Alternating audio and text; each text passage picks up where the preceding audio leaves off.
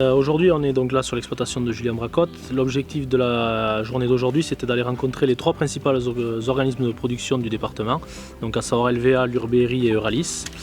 L'idée, c'est de discuter avec eux de leur vision de la réforme Egalim, leur vision du marché et leur vision des possibilités.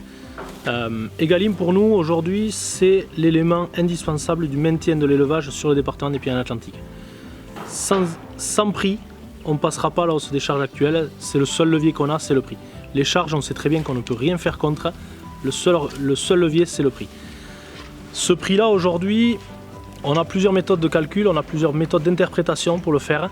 Et ce qu'on veut voir avec eux, c'est comment ils ont avancé, est-ce qu'ils ont avancé et dans quelle direction ils se dirigent. Est-ce qu'on est capable d'être tous d'accord? Est-ce qu'on est capable de se mettre tous autour d'une table? C'est la proposition qui leur a été faite, de se réunir tous, les OP, les abatteurs, les chevillards, autour d'une même table, pour discuter à la fois prix, mais à la fois méthode de contractualisation.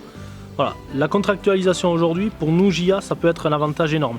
C'est-à-dire de permettre à un jeune de partir voir un banquier avec un contrat sur 3 ans qui lui permette de couvrir ses coûts de production sur 3 ans. C'est-à-dire une garantie que ce qu'il fait aujourd'hui sera rémunéré et l'amènera dans la bonne direction. C'est la dernière chance parce qu'il y a déjà beaucoup de mal. Beaucoup d'entre nous ont disparu. Et là, on arrive à un cap où si plus d'éleveurs disparaissent, c'est la filière qui va en pâtir. On le sent déjà par le manque de disponibilité des animaux.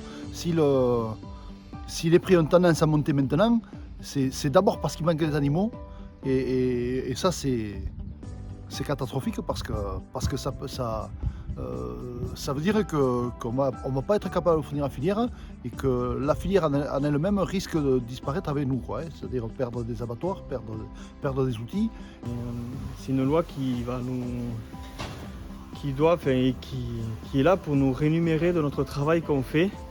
Et donc voilà, c'est les coûts de charge qui augmentent. Alors là, avec la guerre en plus en Ukraine, ça a pris une flambée énorme. Et du coup, il faut que notre coût de production soit valorisé dans nos ventes, quoi. Il y a la volonté d'y aller.